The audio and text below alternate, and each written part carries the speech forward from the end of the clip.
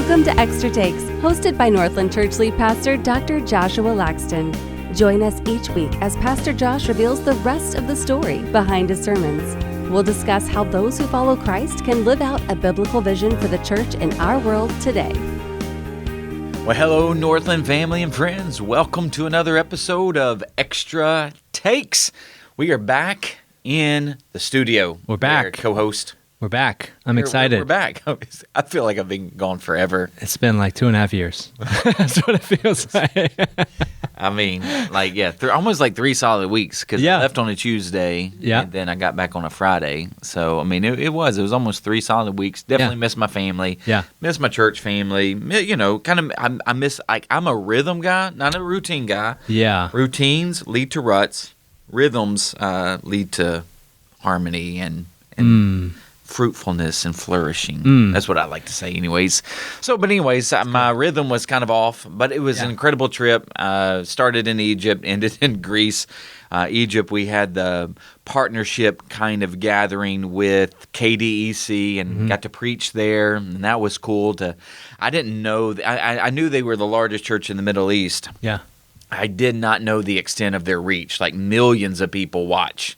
And I'm like, well, so that, not that I ever necessarily get nervous, but I'm like, is this a good message for I forget how many millions, but from people like in Afghanistan, I'm like, oh my gosh, not even thinking of that, so I might have to change next time I do that, just because I'm like, all right, it's a much bigger reach than what you imagine. Yeah, they'll have home churches all throughout the Middle East that are tuning in for their worship gathering and watching them. So, but that was fun. And then got to preach at their youth meeting, which has about 900 students between the ages of 15 and 22, 23, something like that. But the bulk of them being between 15 and 18. And then they also have a large online reach. Yeah. Yeah, and you had them raise their hands of ages, right? Ages, yes. And it was how pretty young. Yeah. So that's why I'm saying the bulk between 15 and 18. So, and then, Pastor Gus and I went from Egypt to Turkey. That's where we met the group, and then we spent probably about 7 days in Turkey, and then the rest in Greece, and that was nonstop. That's where I'm like, I have such a deeper understanding of Paul's travel. Now again, he had a first, second, and third missionary journey, but still to be able to trace a lot of his footsteps, particularly in the second and well, really some of the first, some of the second, and some of the third. I mean, just tracing it whew. Because you did that in 12 days and you were wore out. I mean, I was. Yeah. I mean, I'm still wore out. Of course. So I don't know how much sense I will make today, but it's great to be back. I didn't even know how I was going to make sense this past weekend. It'll be good, yeah. But it happened. So something I want to mention is if you didn't get a chance to watch Extra Takes last week, make sure you spend time doing that. Because you did a wonderful job, and I think Pastor Gus was your videographer, so he needs credit. He was my videographer. He needs credit for that. We'll get him in a tech role soon. And just so that you know, for most of those videos, there may have been 2 or 3 where I had to shoot it again. Oh, but most of them were one takes. Yeah.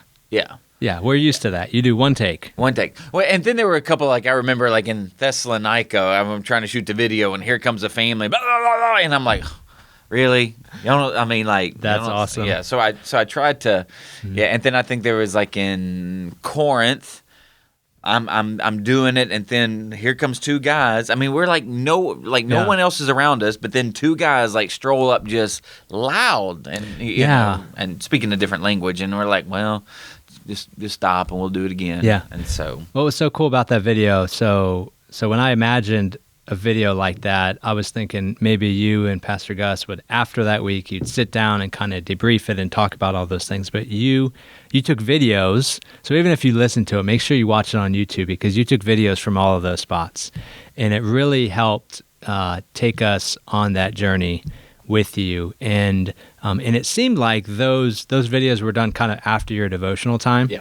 So they were just very kind of authentic and just coming from some of the teaching that you were doing and the devotional time you had with the team. And then at the end, what was so cool was you took the form of the question asker, and you were interviewing the team. Yeah. And that was really great to just hear their thoughts and to process a little bit with them. And then at the very end, I did pick up on that reference, the Down by the River. Oh, the little bloopers. The little blooper at the end, yeah. So Chris Farley Down by the River. Saturday Night Live skit. Yeah. So yeah, I picked up on that. I laughed out loud by myself when I was watching it. We did not find a van down by the river. Yeah, and this is why I looked at this trip more as like a vision trip, because I'd never been. So I didn't necessarily have a plan. I was just going to say we're going to go. Obviously, the plan is wherever we were at. Like, we'll read that passage. But, like, when you're in Colossae, you don't necessarily have him, like, a passage in the book of Acts talking about, like, Colossae and what he did there. But you have a whole letter to the Colossians. So, kind of trying to give somewhat of an overview or find something to kind of pick there. So what I really would try to do, and then I got in a groove, and I'm like, oh, this is really good. So I'm going to basically take people on a journey with us so that they can kind of see. But then after I would do my teaching with the group, I would usually try to take one concept and stress that concept, because there's so much there in a lot of these places, but like one concept to give you some kind of background, but a concept, and let that kind of be the point that I stress, and it was. Now the first day we were there in Tarshish, I did not feel well at all. I don't know what because I usually try to be very cautious about what I eat overseas or even what I drink, but it was miserable. So like when we were in Tarshish, here's what's interesting in God's sovereignty. Now, why did he have me have like some stomach issues on this day? I don't specifically know, but I will say when the bathroom that I did find, I will spare you all the details, but the bathroom that I did find was just right down the street from the place where it is said to be his home, or right around his home, that you can kind of look into this old ancient kind of home, and it was like Paul's well, and so it is a tourist spot, but it was closed, and they weren't going to open it when we got there. So, but the bathroom that I used was owned by this guy who knew the person who worked there, who owned, and so he calls the person, and after I get done, they opened up the place. So I'm thinking, well, maybe that's the reason why my stomach was all messed up that day, so that we could actually go into the courtyard where at least it is said to be like where Saul's birthplace was. So now that's awesome. Yeah, that's awesome. In Tarshish. So what we'll do today is as we work through the outline, and we have I have different quotes. I think, and it seemed like your sermon this week really was informed probably by a great deal from your trip. So I think we'll continue to maybe unpack some of those points from your trip. But this week, as a reminder, we are continuing our Empowered series. This is Acts 20, and this is Paul's farewell tour. So creating a gospel-honoring church culture. The main point is the basics of Christianity form the basis of Christian community. And you outlined for us 5 basics that Paul stressed. So to live a life of love. And in that, really spent the majority of the time under those 5 T's, the travel, truth, tears, trials, and togetherness. And then the second was live a life of service, live a life of awareness. So that's spiritual and emotional intelligence. Live a life of development, which is discipleship, and finally live a life of gospel centrality. So where I'd like to begin is just kind of a broad question. As you reflect on your trip and your experience, how will this experience in the travel that you did with the footsteps of Paul, how will it change the way you preach and teach? Well, it would just give me a deeper understanding, a broader perspective, because I've actually been there. I've seen the geography. I made sure to take pictures of even the writings about what I took pictures of, if they had them, just so that I could also have a reference. Again, just historical background. I mean, because there were a lot of temples too in these places, so you're going to see that in some sense referenced. Like in Ephesus, I think it was Artemis. Yeah. I mean, so I'm taking pictures of these places so that when I preach on that passage or preach on the letters or whatnot, I can actually show images. That's great. As opposed to just pulling them from Google, because I can actually say I was there. Here it is. Right. Yeah, and that's why I would say it would change the way I preach, and in some sense, I wouldn't even say it would change. It would just deepen, because I like to give images already, but to be able to give images of me being there. Yeah. Yeah. That's yeah. Yeah. Did you get a sense that this week's sermon was really shaped by the travel you were on? Well, at least the first. Well, obviously the first point with the idea of travel. Yeah. Because I've preached this message. I've actually preached this message before. In full disclosure, now I've changed the main point. But the 5 points, I did add spiritual and emotional intelligence. So that you can kind of grasp that. Yeah. But because there's so much there. I mean, you literally could take 5 weeks and do one message on each. I mean, really, if you really wanted to probably do justice to it. But to now be able to put the map up and show, kind of show you, like you, to travel the way he traveled, to travel where he traveled, and how many times he traveled, and to know that he's not selling tents. Well, I mean, okay, he is selling tents to pay for the mission. Yeah. But it's not like he's this merchant that's traveling primarily for that. Like, that is unheard. Like, I cannot stress that enough. Of no one virtually did this kind of travel to share a message, hoping that people would convert and put their faith in that message. Yeah. That's unheard of. Like, so even like the Roman Empire. So one of the things too that you also really do get a handle on, and I kind of knew this, but you also hear it even from tour guides that aren't believers, is that so prior to the Roman Empire, you had the Greek basically empire. And Alexander the Great was really the one who spread Greek influence. So that's why in Turkey, So modern day Turkey has been hugely influenced by Greco-Roman past. It wasn't until the 1500s where actual Turks came in and conquered that, kind of that land. So predominantly you have the Greco-Roman influence, and so when you have these temples. Like, and I stress this in I think we talked about it when I was doing Acts 17, is that Areopagus is Greek for the god Ares.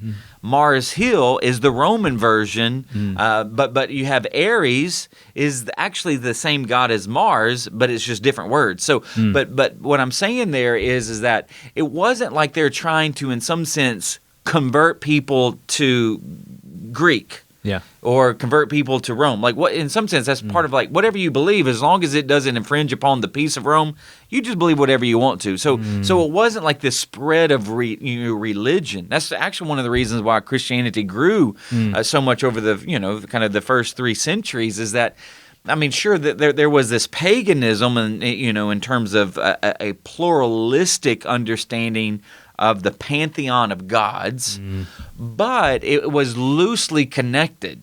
And so when you had this other faith really come in, now in this kind of area where there's more of a loosely held kind of worldview, like in 3 centuries, you have a lot of conversions in 3 centuries. So that was really cool to kind of be there, see it from even people who don't hold to a Christian faith, but they're actually speaking into the historical context of these places and giving you a little bit more of almost like a like almost like a secular kind of education from a historical perspective of that area. Yeah, that's awesome. Yeah, I can't wait to continue to see and hear from yourself, from Pastor Gus, from the others that went on the trip.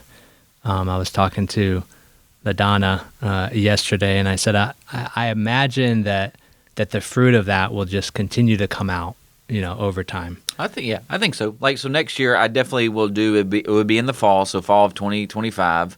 I'll do a series on Revelation 2 and 3. Oh, okay. And the 7 churches. Yeah. Okay. Because I haven't it's been a while since I've read the book of Revelation, and but as I'm on this trip, and we visited 6 out of the 7 churches in terms of the sites. Yeah. What was the one you didn't go to? Philadelphia. Okay. Which is interesting. So another thing that I, because as I'm reading and as I'm, doing some study in preparation and going to these places. So when you look at Revelation 2 and 3, so you have, it starts with Ephesus, ends in Laodicea. Both of them, Jesus had some pretty rough things to say about them. Then you had Smyrna, and then Philadelphia. So church number 2, church number 6. Okay. He has nothing bad to say about them. And then churches 3, 4, and 5. You have Thyatira, Pergamum, and why am I Thyatira, Pergamum, and Sardis. You were about to look, so I knew it. So, and so he has some good things and bad things, to say. But if you think about it, okay, so only 2 out of 7 churches had no issues. What does that tell you? That most churches are going to have issues. And how many of those are around today? 0. So that's another thing. You see, this is all churches all in Asia. I'm telling you, you're not going to find. You are not going to find maybe but a handful of evangelical churches in the country of modern-day Turkey. And that was where the gospel spread the most in the first 3 centuries. It's fascinating. That's why, and that's why I'm telling, our group, let this sink in. We are at sites where the church once flourished, and now you can't even find a church. You see mosques all over. Yeah, yeah. Let that be a sobering reminder to us at Northland. Yeah. We won't. Chances are, we will not be around forever. And the only reason why we will be around for a long time is if we center around Jesus. Yeah, that's the only reason. Yeah. So that was sobering. That is a sobering point. So I have a bunch of quotes that I'd like to share from your message, and we'll see what your additional thoughts are. All right. So speaking of the church, you said you cannot be a follower of Jesus and be divorced from his church. I said that. Where does that conviction come from? The Bible. Come on. Here's the thing. There was a song. I think it was by Michael W. Smith, and it went sing it. Like a rose planted on the ground, he thought of me. Above all, something like that? Yeah. Bad theology. Absolutely bad theology. It probably wasn't I didn't probably get the words, but it's he does have the quote, he thought of me above all. Yeah. So as if Jesus, okay, here's the thing. He's infinite, he's omniscient, he's all-knowing, but for us to sit there and go, he thought of Josh Laxton on the cross. Yeah. Now, some of you might want to push back on that, and sure, if you want to push back, but let me tell you who he died for. He died for his church. But what we like to do here in America is we like to individualize things. Yeah. And so, but that's what you have to understand is that Jesus was the better Adam, better Israel, who dies for his people, his church, his ecclesia, right? So that's part of why, if you come to faith in Jesus, you're not coming to faith in Jesus so he can be your personal God, so that you can kind of, in some sense, live your own individual life divorced from the kingdom that he is ushering in. So like that, so to even say I can live for Jesus apart from his church, and I never have to be with the church, I never have to go to corporate worship, I never have to have deep friendships and relationships with other believers. I'm telling you, that is not the thrust of the Bible from the Old Testament and the New. And so that's where it comes from, is that you're trying to understand the corporate nature. Sure, is God personal? Do you have an intimate, personal relationship with him? Yes, I stress that at the very end. Even from the letter that Jesus wrote the church in Ephesus, like, you've lost your first love. Like, I want to have a relationship with you. I want you to abide with me. I want you to hear from me. I want to teach you. I want to, direct you. But it was never meant to be solely individual. It was always meant to be incorporated into his body. Yeah, sounds like you're saying it's personal, but it's not individual. It's personal, but also communal. It has to be. Yeah, like it is your individual faith that has now a corporate family that you belong to. That's what that's really ultimately what it is that, yes, it's your personal relationship with the Lord, that he knows you. He knows you by name. He knows the amount of hairs on your head. He knows your situation, your circumstances. Yeah. But you have been grafted in. You have been incorporated and integrated into his people, his body, his church, his kingdom. And that's part of why, like, if you now can you be saved and not attend church? I'm going to say yes. I'm going to say yes, you can. But I promise you, if you have a growing relationship with him, you are going to have this conviction that you need to be part of his church. Now, here's the other thing I know is that there's a lot of believers that have been hurt by church. Listen, I am one.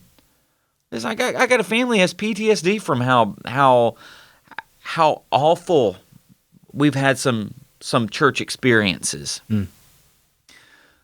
But I have to also understand that I'm not perfect, which is why I need a Savior. And so I still need to go find the church that I can trust, right? That I need to find a church where, yes, I believe that you are, in some sense, a safe church where you're going to love me in some sense of my imperfections and all, right? And your family. And my family, well, yeah. And so that's where I'm like, find a church. And it might take you a while. And I hope that Northland would be I really do. I hope Northland would be a safe church for people who have had church hurt or skeptical about, church. Because while we are going to preach the gospel and we are going to stress what Jesus stressed, we're also going to, hopefully, Lord willing, be a church full of grace and tears, as we talked about. Yeah. Like I had a reply to a letter that I got. I had to reply to a letter today, and they were talking about, we might be looking for another church because we had some friends that wanted to get, they wanted to be part of the music ministry. They wanted to be part of the worship team, but but you had asked them to sign a document, and so. We just don't think that Northland accepts everyone anymore. And so I had to explain to them, is like, okay, the document that you are referring to is our covenant for leaders, whether staff or lay leaders, anybody who's going to be seen as a leader. And if you're going to play in the band, you're going to be seen as a leader. People are going to associate you with Northland. And what I had to explain to them is that what we're asking for all of our leaders is to have this alignment, this primary alignment around what we believe as a church. Now, here's what we believe. We believe that Jesus accepts everyone just the way they are. So regardless of your background, regardless of your socioeconomic status, regardless of what you have done, who you are, Jesus, he died for you, right? Like, Amen. I mean, and that's part of the personal element, is that he died for the sin of the world. He died for people from every tribe, nation, tongue, and people group. So we accept all, and we proclaim the gospel to all. But when you come to faith in Jesus, here's the thing. You no longer are your own. You no longer can believe what you want to believe. You no longer can behave the way you want to behave. And so now, if you're wanting to serve in a leadership capacity in your church, there are standards that Christians have that we have to align around these beliefs and these standards of not only belief, but these standards of behavior.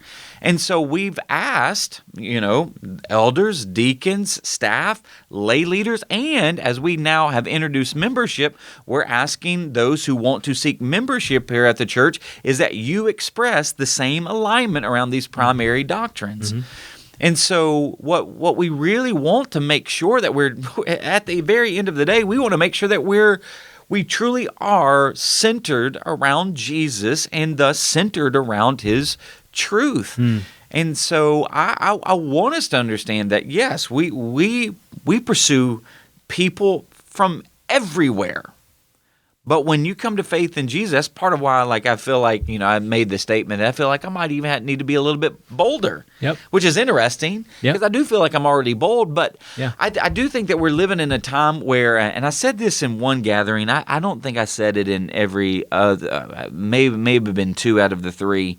But we're playing, there's a lot of Christians playing Christianity. Yeah. There's a lot of churches playing church. And, and I didn't have time to really explain what, but when we were growing up, I don't know if you ever did it, but you play house or play doctor. My girls do it every day. Yeah. I mean, so you're pretending. Like, here's the thing. We got a lot of churches pretending. Got a lot of Christians pretending. And we're living in a day, I would say, there's never been a time where you could have afforded to pretend. Yeah. But here's what I would say. Yeah. We need to stop pretending. But that doesn't mean that we lose grace. That doesn't mean that we lose the tears. It just means that, hey, we need to stress in a very similar manner that Jesus stressed with truth and grace. That's why I came away with such a deeper understanding of these letters to the churches. He would call them out, which is why, listen, I'm not, me as Josh Laxton is not calling Northland out or not calling, believers out because I want to, in some sense, show my spiritual, superiority, because I don't have that. But what I do want to do is I want to be a mouthpiece for Jesus to call me out and us out. Yeah, because the message that you're giving to us is also to you. It is. That's why you take these 5 things. Oh my God!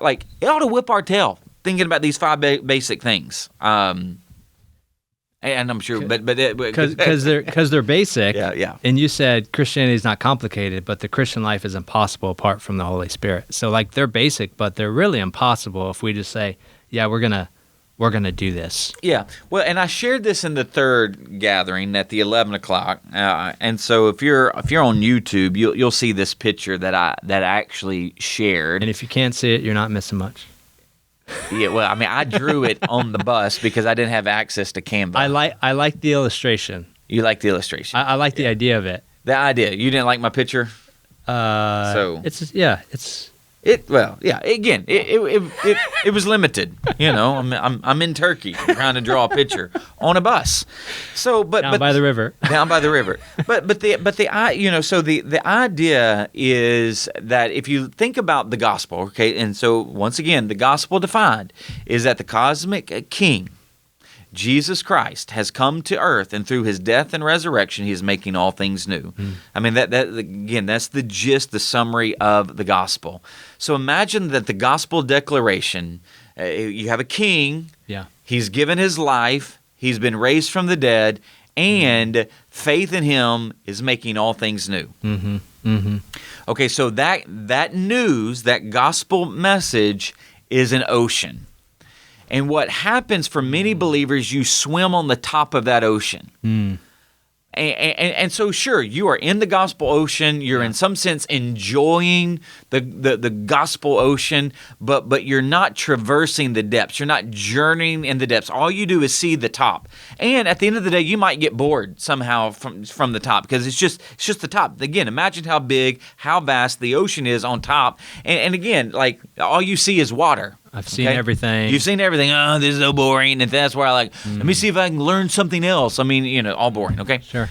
But then, let's say you get some gear, you get some scuba gear, you get to go a little bit deeper, and there's some coral reefs that you can explore. Like, oh, this is nice. But again, with that kind of gear, you only can go a certain amount of you only can go a certain depth with that kind of. Now again, this illustration still falls short. It's always limited. Illustrations are always limited. But if you got into a submarine, you can go even deeper than the scuba gear. Okay. Yeah. Now, you cannot even traverse, though, the depths of the ocean floor in some parts. It's just too deep. Now, because it'll crush you. Because it will crush you. Now, that's where I want to get with this illustration. Okay. Is because the Bible talks about how we, as human beings, we are supposed to be clay. And he's supposed to be the potter. So now you don't want to be crushed. Now, a potter won't crush, but will apply force to shape and conform you. Gently. So the deeper we go into the gospel ocean, the more we are now pressured through the hands of the potter to shape and conform us. But again, it's the same ocean. But if you want to explore the depths of the beauty of the gospel, if you want to explore the depths of the transforming power of the gospel, what you actually have to do is you got to go deeper into love. You got to go deeper into service. You got to go deeper into awareness, deeper into development, and deeper into gospel centrality. Let me tell you how that makes sense. Okay, so swimming, scuba, submarine. Think of those as 3 levels. Okay. Level 1 is swimming. Level 2 is scuba diving. Level 3 is submarining, kind of diving, right? You're going to get to go deeper. And so if you think about it this way, so you got level 1, level 2, level 3 here on the left-hand side. But then on the top, you have you have the basics. Those 5, yeah. You have love, service, awareness, development, and then gospel centrality. Okay, so take love, all right? Yep. And we talked about 5 things: travel, truth, tears, trials, togetherness. Okay? So in level 1, you're not going to travel very far. Let's just be honest. You're not going to travel very far. Yeah. But level 3, submarining, you're like, you want me to go to Afghanistan? I'll go to Afghanistan. You want me to go somewhere where it's extremely tough? And I got to subject myself? That's level 3. And you get to explore that. So Paul, level 3, obviously, right? And taking thousands of mile journey to be able to share the gospel. Yeah. Okay? Yeah. So that's how that would work. Okay? So tears. Level 1, you might not be shedding a lot of tears. Because again, you're just, in some sense, exploring the top. Yeah. Yeah. But the deeper you go in the gospel, the more brokenhearted you are over people who profess Jesus, but maybe their life isn't aligning. Maybe the more tears you shed over people who just don't know what they're doing. Yep. Like Jesus, Father, forgive them, for they know not what they do. He wept over Jerusalem. Like he wept over the death of, in some sense, Lazarus, because, he was just, he was, in some sense, ticked off because of death. And so he's weeping, right? Okay, so then you're going to look at trials. So truth. You're going to go deeper in those things. And togetherness. See, here's the thing: if all you're doing is swimming on the top, you might not have deep relationships. Yeah, because you're just on the surface. You'll have surface relationships. You'll have acquaintances. You'll be connected to a church, but you won't have togetherness with believers. Yeah. But again, swimming, scuba diving, submarining. Then you go to service. Okay, so think about all the spiritual gifts that Paul's going to outline in Corinthians. All right, so the deeper you go into service, the more you are giving away. See, like there are so many Christians out there. And now service also involves giving, because we read in chapter 20 where you actually see it's in red letters, because it was actually a statement that Jesus said so much. It is more blessed to give than to receive. So if you're just swimming on the top, you might tip God, in service of your time, your talents, and treasure. But the deeper you go into the gospel, the more you will sacrificially give, the more you'll actually be generous. Mm-hmm. So that's what I'm saying. Like, it's basic. But if you're going to explore the depths of the basics of the gospel, of what it truly means to follow Jesus, I'm telling you, that's impossible without. And that's why the submarine analogy is really helpful, is because unless you are in Christ, filled with the air of the Spirit, you're not going to be able to go that deep. Yeah.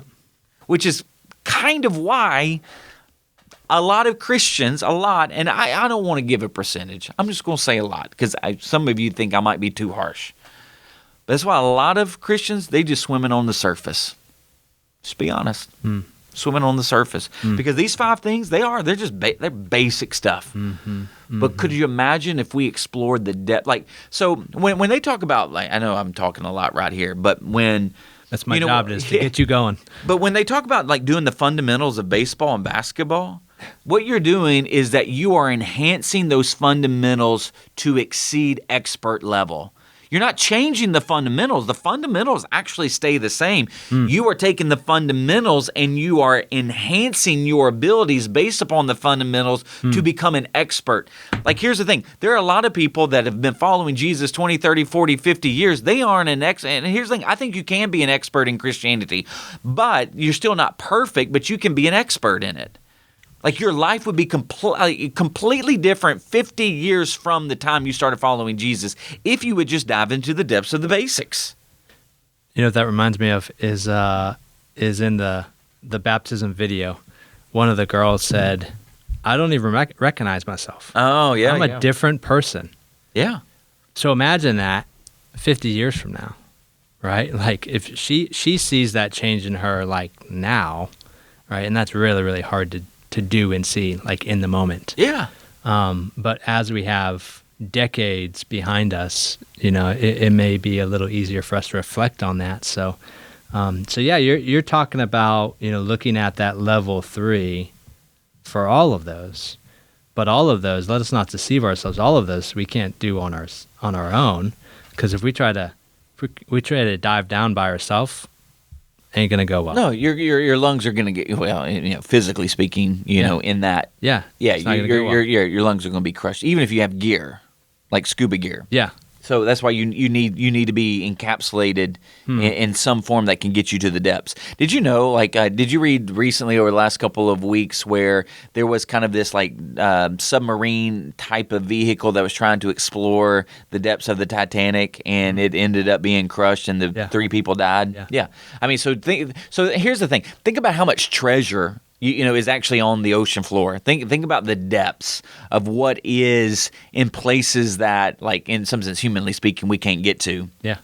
That's why if you're going to explore the treasures of Christ, if you're going to explore the depths of the gospel, you've got to make sure that you are in Him, full of the Spirit, so that you can traverse the depths of the gospel. And that's why, if you look at awareness, I mean, again, that's why I try to stress is, like, when's the last time you just asked the Lord where you are? Like, I mean, in all honesty, where are you? How's your motives doing? I mean, all of that. And then, like, number 4, the development piece is that, you know, yes, are you allowing the Lord to develop you? Are you sitting under someone? Are you asking to be developed? And then at some point, you got to also be the one, not only continuing to be developed, but developing others. I mean, so, again, most Christians, let's just be honest, most Christians are not developing anybody else. Even most parents are not developing their children. Now, and that development can be very organic. You don't have, you know, and that's why I don't want to give you a formula that you have to do it this way, just like so-and-so does it. No, like, but a development piece, because you can have a very organic relationship with your kids and develop them organically. Like, when something happens, you can sit down with them and you can have a teachable moment. That is developing. But are you developing, and this is something that's interesting, are you developing moral conformity, you know, in your child? Well, you just do this because I said so. Or are you developing spiritual transformation? Like, this is why I told, I would tell my kids when they were younger, listen, you cannot be more kind. You cannot be more generous in and of yourself. That's why you need to ask Jesus to help you. Like, because I wanted them to understand, like, that was the difference. If I told them, you don't hit your sister, or you need to share, I could have taught moral conformity. Yeah. But I wanted to teach the heart, the development behind it, is that they could not do that in and of themselves. Because you can conform somebody to actually give more, but that doesn't mean that they're generous. They're giving because they were just told to give versus why they should give. So all of that stuff, like so that's where you go deeper in Jesus. Like, and that's why I always say you don't need another Bible study. You need to take the Bible study that you just went through and make sure that you begin to apply at least some of the truth that you learned in that Bible study.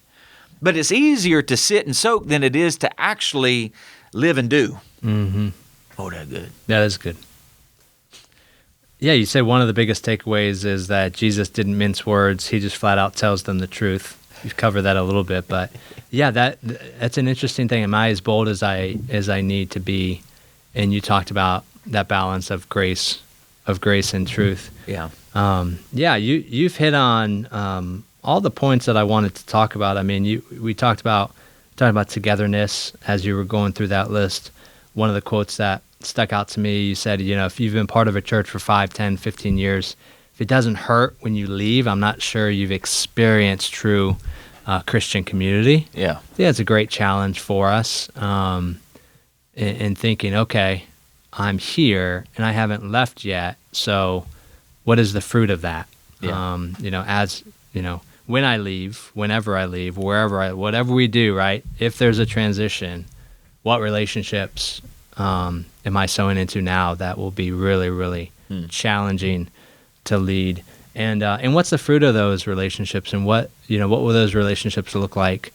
How am I changed from those relationships? And then how are others changed from those relationships? And if there's, that's just a good challenging thing for us to think about.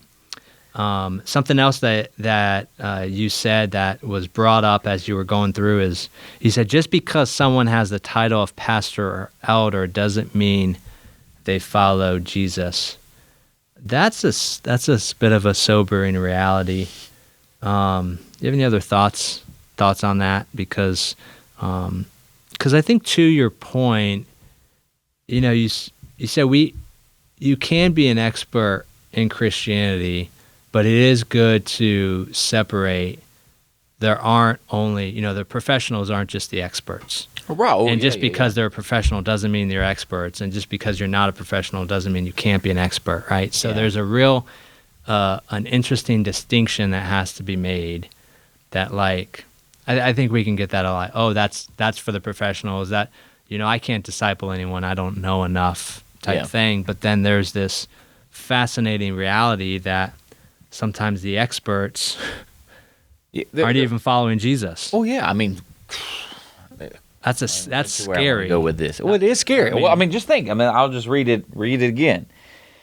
He says, "Keep watch over yourselves and all the flock of which the Holy Spirit has made you overseers. Be shepherds of the church of God, which He bought with His own blood." He's just reminding them that you don't own the church. Like, it's not yours. You're just overseers. You're just stewards of what I purchased with my own blood. And then he says this. I know that after I leave, it's going to happen. I know that after I leave, savage wolves will come in among you and will not spare the flock. Even from your own number, men will arise and distort the truth in order to draw away disciples after them. So be on your guard. That's not sobering. So he's saying there will be men that come in and they will find themselves with the title of elder and pastor, and they are wolves, fierce wolves that will twist the word and lead people astray. Just so if you're listening on audio, I'm looking at Matt, then looking at the video, looking at Matt, and looking at the video. I'm just let that dramatic, sink in. Yeah. Look at that. Think about that. That's why, like, I'm telling, like, and that's part of why, like I said, what I said is that, so by the grace of God, go out. Like I have, I said this at the Saturday gathering, and I'm not saying that these people that I'm reading about or heard about, I'm not saying that they are they're wolves, but here's what I do know. Is that I've read about I've read about 3 different people just in the last few days about how they have fallen morally, that they have been church leaders, that they have fallen morally, that one has been a church leader and has led his church in a very destructive, abusive, prideful, arrogant way.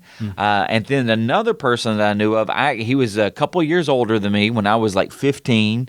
He's like 3 or 4 years older than me. He was in ministry. I get a letter from him, a handwritten letter. He's in prison serving a 40-year sentence for I'm not going to tell you what he's done, but yeah, awful. And again, I'm not. And he wrote to you. And he wrote to me because he said every Christian that he has known has left him. Now that's also a sad, kind of like, all right, so obviously you have sinned grievously, but I mean, no one everyone has deserted him. Oh man. And he asked, would you write me back? And so I'm like, I had to like, is this him? So I Googled him, and I'm like, there it is. In 2014, all of this stuff came up, and I'm like, wow. So all I'm saying, so in the last few days, I mean, I'm reading the article. I get a handwritten note from an old friend who is spending 40 years in prison, and he's not even up for parole until like 2047. And he was a pastor, and that's what I'm saying. Just because people have a title, listen. And I made a video of this when I was in Berea. Okay. Because I've heard people say, well, I'm a Berean Christian. Well, I don't know if there's such a thing as a Berean Christian. Oh, okay, but let's use what happened in the city of Berea, and I'll make application for them. Because the Bereans who were searching the scriptures, they were far from Jesus. Paul's coming to them and telling them that Jesus is the fulfillment of the Old Testament. So what they're doing is they're going to the Old Testament, and they are confirming that the Old Testament was making a beeline or was prophesying about Jesus. So in other words, if you want, and that's where I'm saying, if you really want to be a Berean Christian, make sure that you are always interpreting things in light of Jesus as King, Savior of not only the world, but your life, right? So if you really want to be a Berean Christian, like you're going to make sure that the scriptures are being applied to Jesus. It goes back to gospel centrality, is that everything orbits around King Jesus, which is why if I told you that you could do all of these things on your own, that you could love and serve and be aware and be developed and have gospel centrality on your own, listen, I would be a heretic.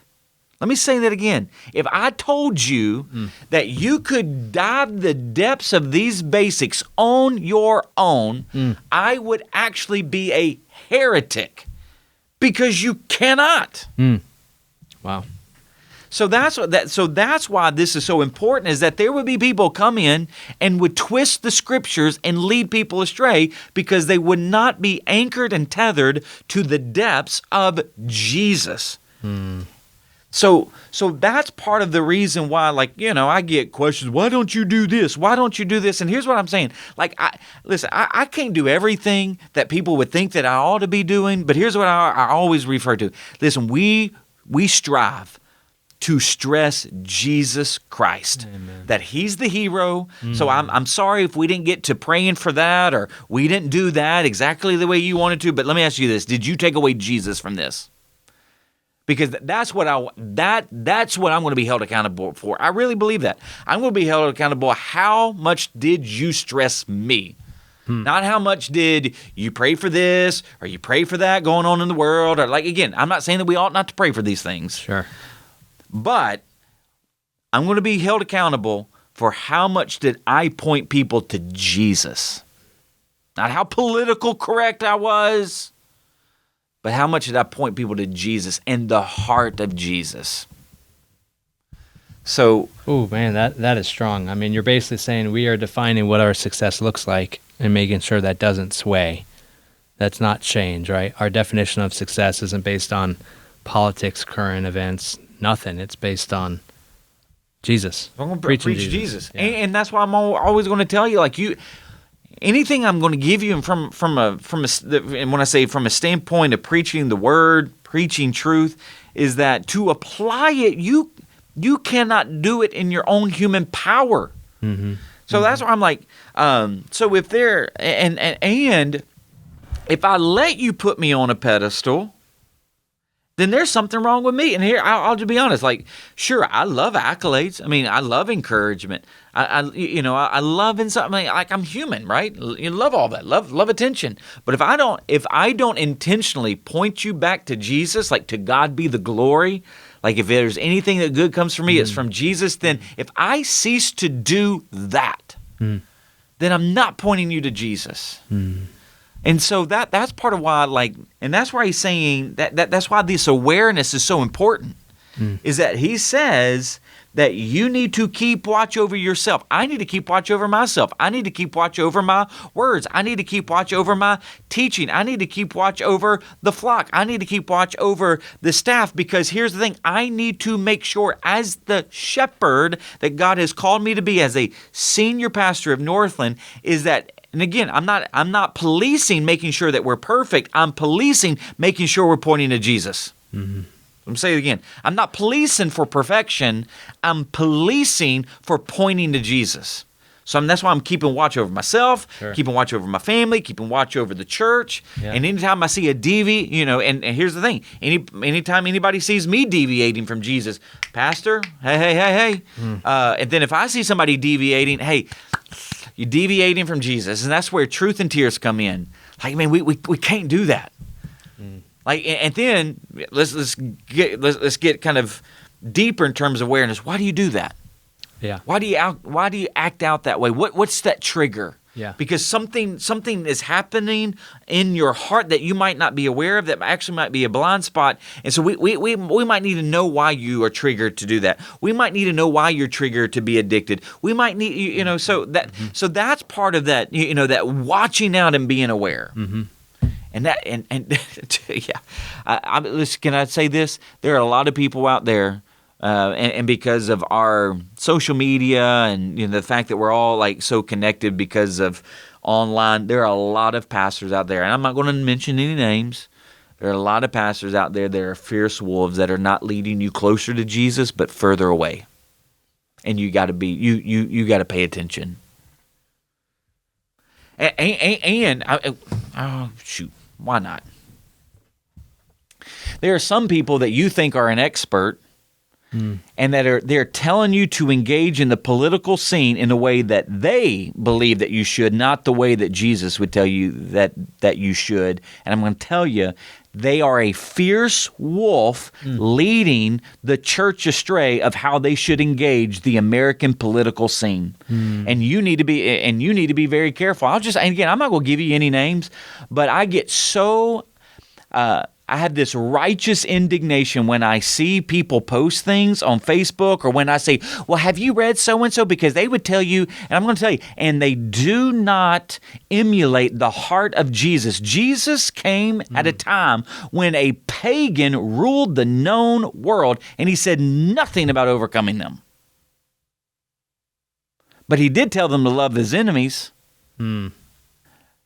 Paul.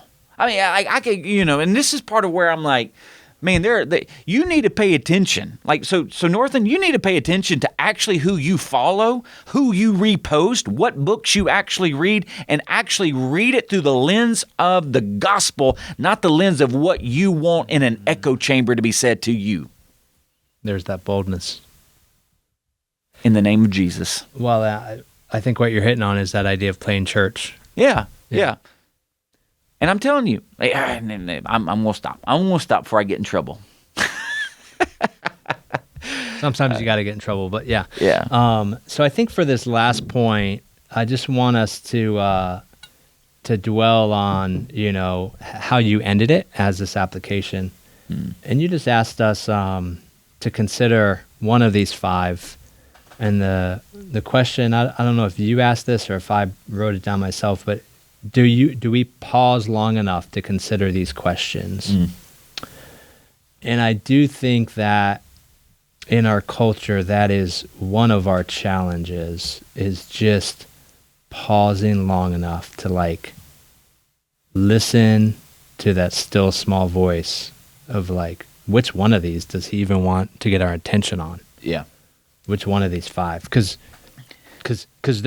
every one of us, there's enough for each of them. Yeah, there's a lot there. There's enough for each of them, but just one. Right, and that's what you asked for us this week. Which one? Just one. I mean, so next week we're going to look at Acts 21 and 22. Paul makes it to Jerusalem, and sure enough, boom. And that's where the whole idea of gospel centrality, you actually have even friends of Paul going, Paul, please don't go. Please don't go. Yeah. And we also know, and here's the thing, we also know that in certain... in certain circumstances, Paul, if there was opposition, he did flee. He was let down, he escaped during the night, but he truly believes that the Lord wants him to go to Jerusalem. And we're going to actually find out why. Because, and this is part of the footsteps of Jesus, because Jesus didn't allow himself to get caught until it was time. Yeah, and it and that's what gospel centrality shows, this connection to the Lord, where you are so in tune to Him that you are truly following in the footsteps of Jesus. Okay, so when you think about it, and I ended 2 out of the 3 with the letter to the church of Ephesus in Revelation 2. They had such good theology. They even hated in some sense, they hated the teaching of the Nicolaitans. And Jesus says, I even hate the teaching of the Nicolaitans. He didn't say that he hated the Nicolaitans, but he hated the teaching. Okay? So in some sense, they had good doctrine. They also were aware of what's heresy. They hated, heresy. But what was the one thing that Jesus had against them is that they had neglected their first love. They had lost that intimacy. They had lost the relational connection to Jesus. And in fact, that is actually what good sound theology and doctrine should come out of, a good relationship. Because you can have good sound doctrine, but if you don't have the relationship, you do not dive into the depths of the doctrine. So what you need to realize, and what we need to realize, is what we started with. Is that we have to be in Jesus to traverse the depths of the gospel. Again, using that analogy of swimming, scuba, submarining, is that we got to be in, we got to be relationally connected. And that's ultimately where the depths of these basics come from. It comes from So one of the things that I know is that when I've had close relationships with mentors, I usually take upon some kind of element of them. It could be hand movements. It could be euphemisms. Words they use. Way they say things. Because that relationship conforms me. That happens with your spouse sometimes too. Oh yeah, absolutely. So the fact, and so so you can have in some sense Jesus's doctrines, but divorced of the relationship with Jesus, they become very religious adherences. And that you lose the relational dynamic. And thus you lose the conformity around the relationship versus, see, if all you did was have correct doctrine, then what you would do is what the Pharisees did. You begin to create fences to make sure that you don't cross over. And that is not the depths of a relationship. Right. That is what we would call actually boundary set things that we just don't need to cross the line. Jesus is not so much as interested in you not crossing the line. He's more interested in you to diving into the depths of his heart. And that And that is what it truly means to embody the basics of Christianity that actually form the basis of Christian community. Could you imagine? And this is what we saw. I mean, this is what we saw in our travels. Is that in 3 centuries, you had the basics of Christianity that formed the basis of Christian community throughout the known world, where the pagan empire began to see how we actually might need to adopt this religion. There might actually be something to this religion. Like, our cities are better off because this religion, in their minds, it was religion, but obviously from a biblical perspective, it was a relationship. Yeah. Like, but this community, like, they make our cities better. Like, they take in the orphans that we casted out. They elevate women. They stay when plagues hit. They're the ones who set up the first. Did you know that the first hospital was started in Cappadocia in Asia from the church? Really? Like, first hospital ever built.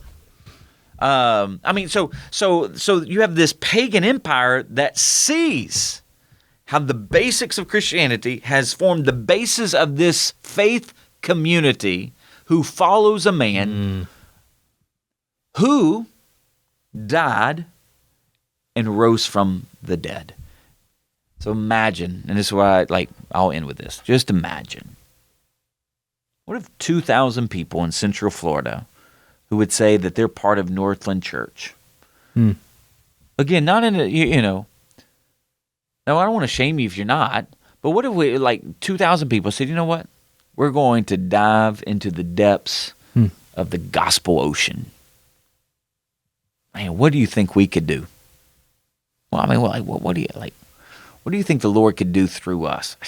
I'm not even sure we can imagine big enough. And that's the thing. I don't think we could. So, Northland, let's do the basics. And let's focus on the basics. Of what, now again, let me stress this. These basics, you don't do these basics to be saved. You do these basics because you are saved. That you dive into the depths of Jesus' love. You dive into the depths of Jesus' service, awareness of what Jesus is doing or the blind spots that Jesus sees. That you dive into the depths of development, discipleship, learning what it means to be human and part of the new human race after the image and likeness of Jesus.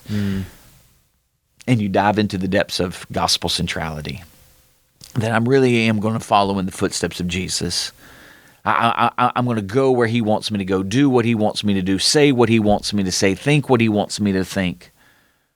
Because ultimately he has bought me with a price that I could never have paid because he loved me that much. And so therefore my life will orbit around him. So, well, Northland family and friends, it is good to be back. Thank you so much for tuning in to another episode of Extra Takes. Until next week, blessings. Thanks for listening to Extra Takes. Be sure to follow us on Spotify and Apple Podcasts so you won't miss a single episode.